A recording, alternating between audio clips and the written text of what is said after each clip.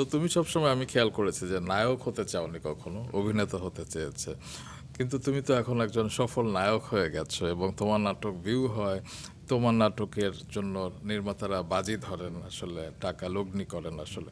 তো এখন তুমি কি বলবে, আসলে তুমি নায়ক হতে চাও না অভিনেতা হতে আমি তো চাও? অভিনেতাই হতে চাই, আমি তো অভিনেতা হিসাবেই পরিচিত এবং আমি অভিনয়টাই করে যাচ্ছিলাম, এখনও অভিনয় করে যাচ্ছি। আমি নায়ক হওয়ার মতো নায়ক কি তুমি বলো আমার তো? কাছে নায়ক মানে হচ্ছে যে 10 জনের দায়িত্ব নিতে জানে।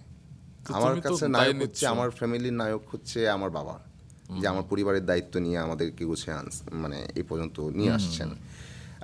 নায়ক হচ্ছে সেই সেই মানুষটা যে বিশাল দুর্যোগের মধ্যে কিছু মানুষকে সেভ করতে পারলেন। হ্যাঁ, নায়ক হচ্ছে সেই মানুষটা যে আমার দেশকে চমৎকারভাবে চালাবেন। হুম।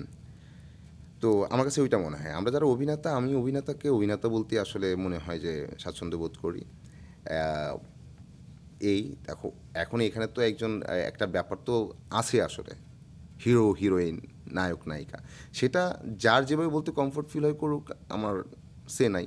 বাট আমি নিজেকে অভিনেতা হিসেবেই চিন্তা করতে চাই। আমি মনে করি ভালো অভিনেতা হওয়ার কোনো বিকল্প নাই এবং সেই চেষ্টাটাই করে যাব।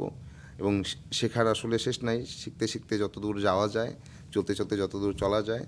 আগেও অভিনয় করতাম, হ্যাঁ, এখনও অভিনয় করি।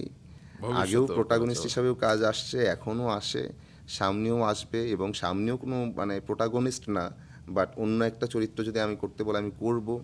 হ্যাঁ, যদি আমার কাছে মনে হয় কেন, আমি করব মানেই হচ্ছে সেটা যথাযথ কনভিন্সড মনে হবে। হবে বলেই করব।